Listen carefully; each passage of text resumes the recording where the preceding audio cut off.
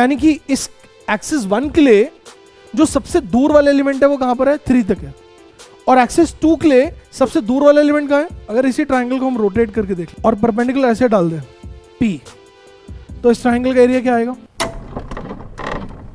कल हम कर रहे थे मूवमेंट ऑफ इनर्शिया और हम आज कंटिन्यू करेंगे। इनफैक्ट हम आज कोशिश करेंगे खत्म कर दें, और बहुत ही इंपॉर्टेंट टॉपिक है। इतना इंपॉर्टेंट टॉपिक, जैसे मैंने कल आपको बताया था भाई, इसके क्वेश्चंस आते ही आते हैं, कुछ भी हो जाए, चाहे कैसा मर्जी पेपर हो, जितने मर्जी ऑप्शन हो, जो मर्जी पेपर हो, चाहे किसी भी लेवल का ओलंपियाड एग्जाम हो, इसके क्वेश्चंस आएंगे ही आएंगे। तो इस क्वेश्चंस को हम कैसे करेंगे, लेट्स सी। कल मैंने आपको कोई क्वेश्चंस दिए थे क्या? कल कुछ क्वेश्चन दिया था प्रैक्टिस के लिए, एक क्वेश्चन दिया था क्या? करवा दिए थे सारे क्वेश्चंस, ठीक है। So let's begin. आज हम करेंगे write down movement of inertia of rigid bodies. Write down movement of inertia of rigid bodies. अच्छा, एक क्वेश्चन एक बच्चा डाउट पूछ रहा है कि सर जो हमने कल एक क्वेश्चन किया था ना सर, उसमें थोड़ी सी समस्या है। तो कोई बात नहीं, उसको हम देख लेते हैं। ये वाला क्वेश्चन मैंने कल आपको कराया था, जिसमें कि 4 बॉल्स थी एक स्क्वायर के कॉर्नर्स पे, और हमें इस एक्सिस के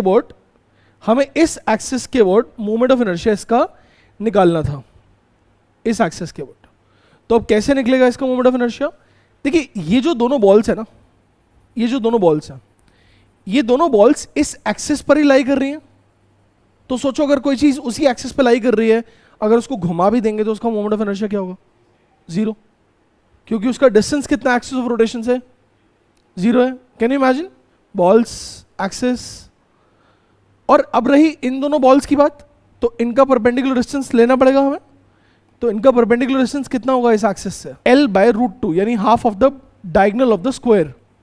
तो इसका मोमेंट ऑफ इनर्शिया क्या आएगा? m L/√2 का स्क्वायर प्लस m L/√2 का स्क्वायर, और इन दोनों का 0 और 0, तो +0 +0 +0 +0, तो इतना कितना आ गया? It is equal to mL²/2 + mL²/2, यानी mL²। क्या बताइए, ये वाला पार्ट क्लियर है? इस पार्ट में किसी को कोई समस्या मेरा बच्चा? आवाज आ रही है मेरी? हाँ, तो प्रॉब्लम तो है कोई? बताओ। Now let us understand movement of inertia of rigid bodies. What do we understand by rigid body? All of us know bodies which have shape, size, volume, and the distance between 2 points, if it is fixed, then it is called as rigid body.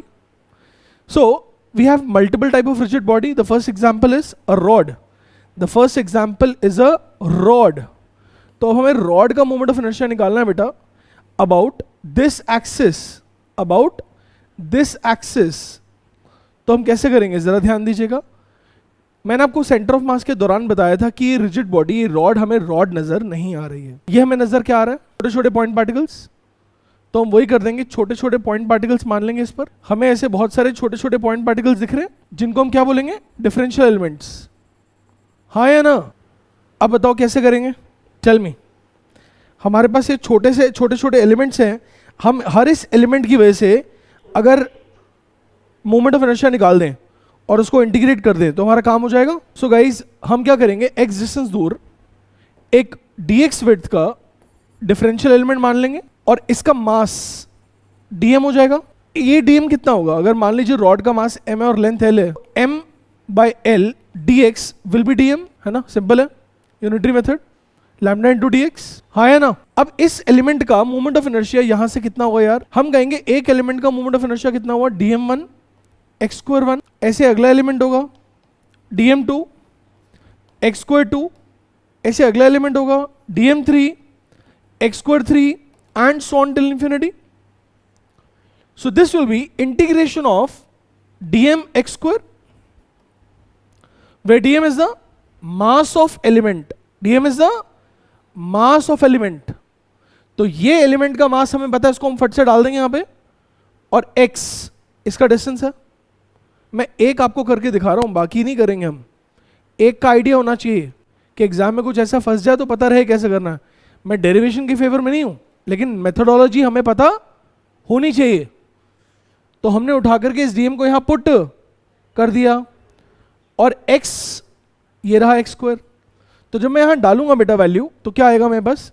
Integration of m/l x² dx। यही आएगा, यही आएगा जी, यही आएगा जी। x की limits क्या होंगी? Differential element कहां से स्टार्ट हो रहा है? डिफरेंशियल एलिमेंट स्टार्ट हो रहा है यहां से और लास्ट एलिमेंट एल तक है, तो लिमिट्स क्या होंगी जल्दी बताइए? 0 टू एल क्या होंगी? 0 टू एल, राइट? करिए जरा फटाफट से। और जिनका ये हो गया वो रॉड का मोमेंट ऑफ इनर्शिया निकालो about an axis passing through it's mid point, about an axis passing through its centre का ये हो गया है, वो लोग फटाफट से मोमेंट ऑफ इनर्शिया निकालेंगे about an axis passing through it's mid point. क्या है बेटा ये वैल्यू? ml²/3 आ रहा है, m/l बाहर आ जाएगा, x² की इंटीग्रेशन करेंगे तो m/l x³/3, जल्दी से ध्यान देंगे 0 टू l सारे बच्चे वैल्यूज डाल देंगे, upper limit minus lower limit. So you have ml²/3 is the moment of inertia of this rod about the axis passing through the corner. इसके अबाउट मोमेंट ऑफ इनर्शिया ये रहा ml²/3। इस बात में किसी को डाउट है बेटा? अब रॉड का मोमेंट ऑफ इनर्शिया अगर हमें निकालना हो about an axis passing through its centre, तो क्या फर्क पड़ेगा, कैसे करेंगे? लिमिट्स विल चेंज, इंटीग्रेशन सब कुछ सेम रहेगी m/l, क्योंकि अब दूरी हम कहां से लेंगे? अब दूरी हम ले रहे हैं यहां से, सेंटर से।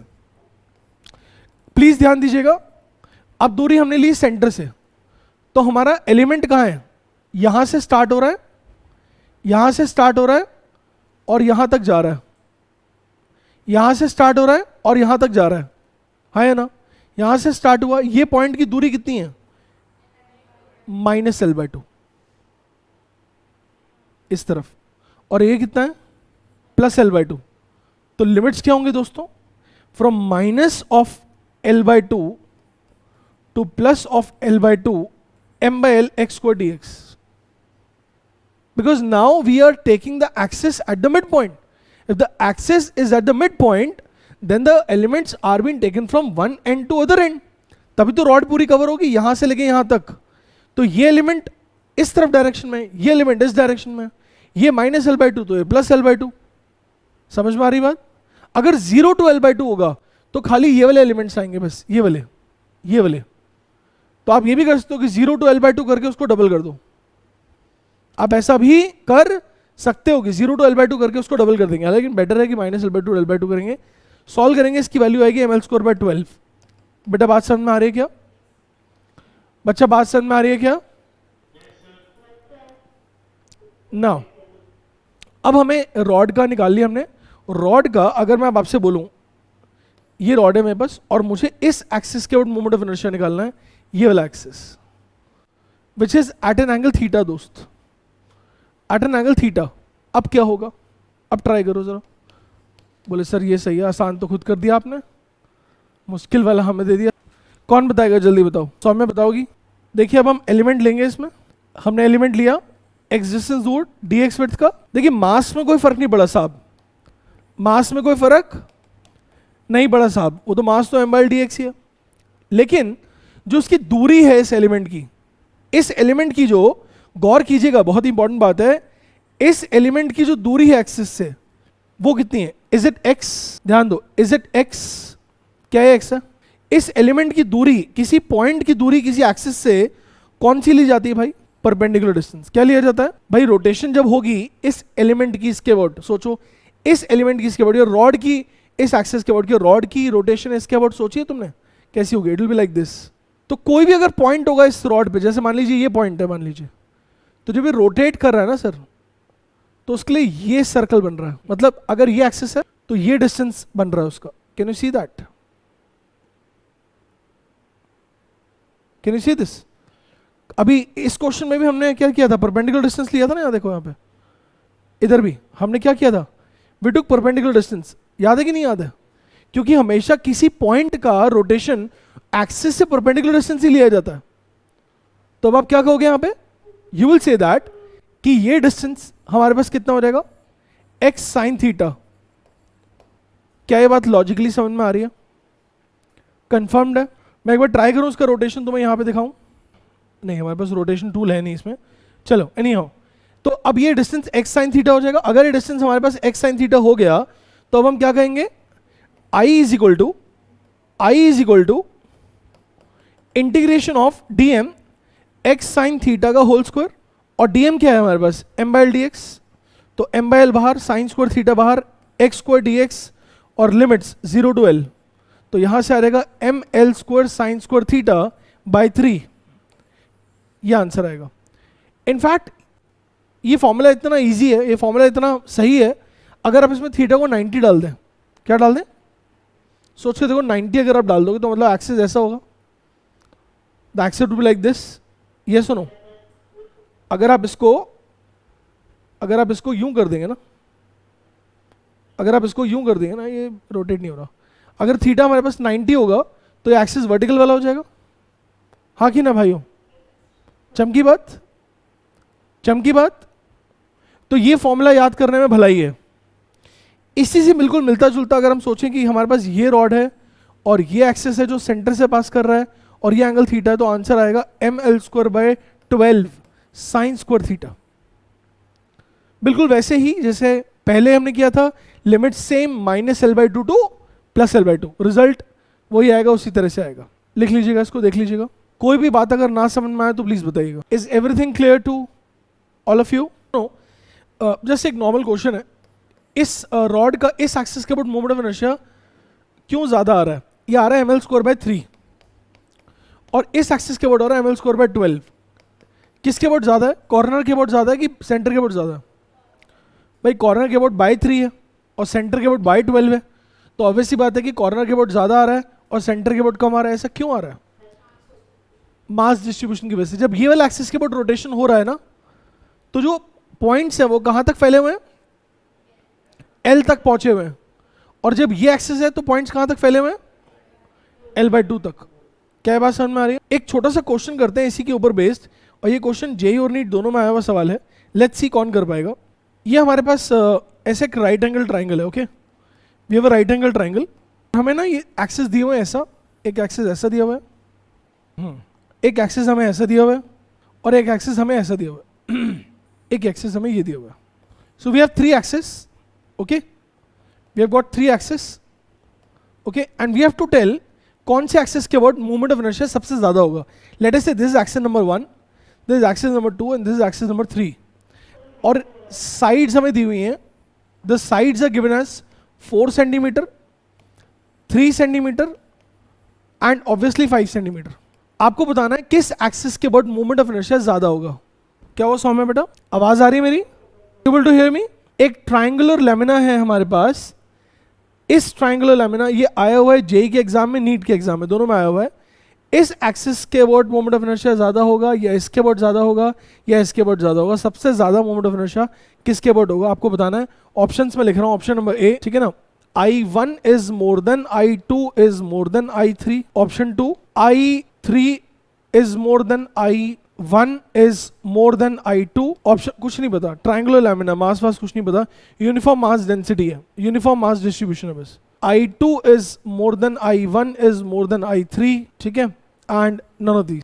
जल्दी बताओ, हो जाए तो बताओ, फिर हम रेज हैंड वाला काम करेंगे, ठीक है। देखते हैं बेटा, ये एक्सिस का नाम है, ये एक्सिस का नाम है, मैं बड़ा कर देता हूँ, ये एक्सिस का नाम है हमारे पास I1, ये 1 है हमारे पास, ये 1 है बेटा, ठीक है, और ये हमारे पास 3 है बेटे, इस एक्सिस का नाम 3 है और इस एक्सिस का नाम 2 है बेटा। ये जो ग्रीन वाला है ना, ये 2 है बेटा, ठीक है। अब करो बेटे, नजर आ रहे हैं बेटा एक्सिस? 2 ये वाला एक्सिस है, 3 ये वाला एक्सिस है, 1 ये वाला एक्सिस है। और रोटेशन समझ में आ रहा है कि दिखाऊं रोटेशन करा के? 1 के अबाउट ऐसे घूमेगा तो कौन सा बनेगा?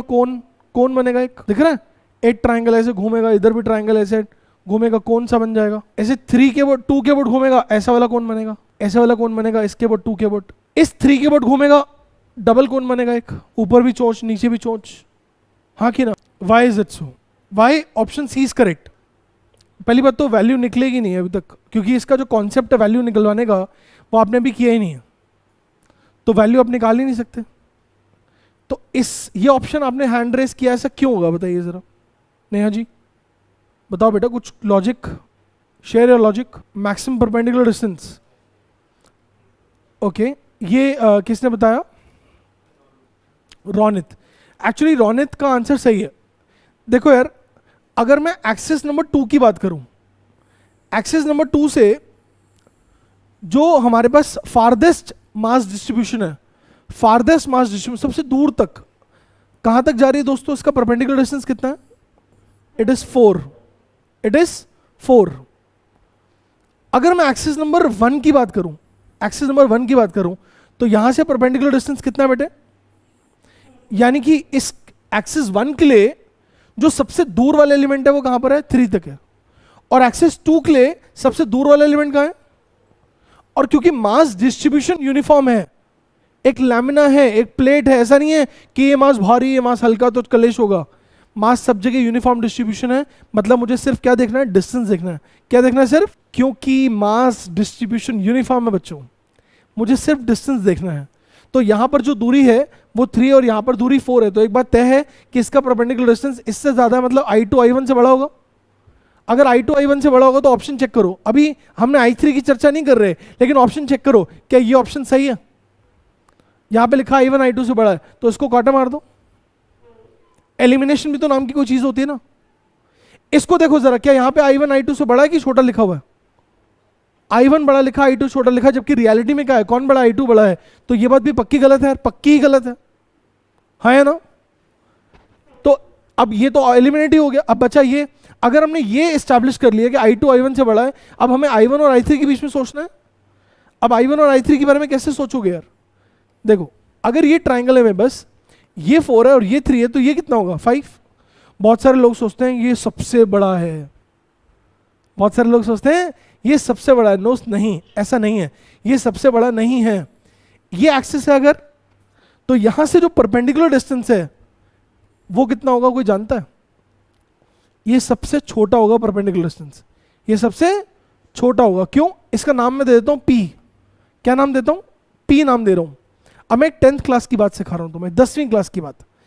इस P की वैल्यू होती है, अगर मान लीजिए कोई ट्राइंगल है में बस A और ये B है और ये C है, तो इस P की वैल्यू होती है AB अपॉन C। क्या होती है? AB upon C। ये 10th क्लास में पढ़ाया जाता है। बोले सुना हमने तो नहीं पढ़ा सो, अरे घोचू ला लो। सिमिलर ट्राइंगल पढ़ा ना? सिमिलर सुना लग रहा है सर, सिमिलर पढ़ा होगा ना? सिमिलर ट्राइंगल उसमें था। और नहीं पढ़ा तो मैं बता देता हूं, इस ट्राइंगल का एरिया कितना होगा बताओ? Half base into height, half base into height, तो हाफ AB। इसी ट्राइंगल को अगर तुम रोटेट करके देख लो, कैसे करके देखो? तुम्हें नहीं बेटा, पूरा चाहिए मैं, आ जाओ मेरे लाल। अगर इसी ट्राइंगल को हम रोटेट करके देख और परपेंडिकुलर ऐसे डाल दें P, तो इस ट्राइंगल का एरिया क्या आएगा? Half PC, half PC। तो दोनों तो ट्राइंगल तो सेम ही है, बंदे को घुमा दिया मतलब बंदा थोड़ा चेंज हो गया। तो फिर क्या है, यहाँ से काट दिया, half half. P equal to क्या है? AB by C। बोलो बात मुश्किल थी क्या? बोलो बात मुश्किल थी क्या? है? समझ में आई बात? समझ में आई बात? इसको वापस अपनी जगह पे ले आया हमने। तो किसी राइट एंगल ट्राइंगल में अगर मुझे इसका ऑल्टीट्यूड ये वाला निकालना हो तो कितना आएगा? This into this by this. अब करना 4 3 जा 12। पीजा नहीं बोल रहा मैं, 4 3 जा 12 बाई 5 इज 2.4। तो ये वैल्यू सबसे छोटी परपेंडिकुलर डिस्टेंस है, सबसे स्मॉलेस्ट परपेंडिकुलर डिस्टेंस है। इसका मतलब अबाउट I3 मास डिस्ट्रीब्यूशन सबसे नजदीक है, अबाउट I3 मास डिस्ट्रीब्यूशन सबसे नजदीक है, और इसलिए मोमेंट ऑफ इनर्शिया I3 के अबाउट सबसे छोटा होगा। क्या ये बात समझ में आ रही है यार? कुछ समझ में आया, कुछ मजा आया, कुछ फील आई, कुछ ज्ञान मिला? कैसे देखते? अभी हमने ट्राइंगुलर लैमिना का मोमेंट ऑफ इनर्शिया का फॉर्मूला नहीं पढ़ा, लेकिन मास डिस्ट्रीब्यूशन तो इंपॉर्टेंट है। तुम याद करो, तुमने स्कूल में कोई ऐसी बात पढ़ी होगी यार 11th क्लास में कि एक जो डांसर होती हैं जो स्केट्स पहन के ऐसे रोल रोल रोल होती हैं, अगर वो अपने आर्म्स को ऐसे कर दें तो उनका ओमेगा एंगुलर वेलोसिटी बढ़ जाती है। क्यों बढ़ जाती है? बहुत सिंपल सी बात है कि जब उनके आर्म्स ऐसे होते हैं और ये एक्सिस ऑफ रोटेशन है, नहीं आर्म्स ऐसे और ये एक्सिस ऑफ रोटेशन है, तो ये पॉइंट्स इतने इतने दूर हैं, यहाँ से दूर हैं। सबसे फारदेस्ट पॉइंट ये रहा, नहीं? और जब वो अपने आर्म्स को फोल्ड करके यहां ले आते हैं तो what happens is mass distribution नजदीक आ जाता है। मास डिस्ट्रीब्यूशन नजदीक आ गया तो मोमेंट ऑफ इनर्शिया घट गया, मास डिस्ट्रीब्यूशन कम हो गया, नजदीक आ गया, मोमेंट ऑफ इनर्शिया घट गया। तो मोमेंट ऑफ इनर्शिया क्या होता था? Resistance for rotation, resistance towards rotation. याद है? रेजिस्टेंस टुवर्ड्स रोटेशन, याद है? Moment of inertia is resistance towards rotation. जितना ज्यादा बड़ा मोमेंट ऑफ इनर्शिया होगा उतना ज्यादा रेजिस्टेंस है, और जितना छोटा मोमेंट ऑफ इनर्शिया है उतना उतना उतना कम रेजिस्टेंस है, उतना घुमाना आसान है। तो जो डांसर होते हैं, अगर वो अपने आर्म्स फोल्ड किए, मोमेंट ऑफ इनर्शिया कम हो गया, रेजिस्टेंस कम हो गई, स्पीड बढ़ गई। So that's why they say ना, why when they fold their arms their velocity increases because their moment of inertia decreases. क्या मास डिस्ट्रीब्यूशन में फील आ रही है? कुछ समझ में आ रहा है? ओके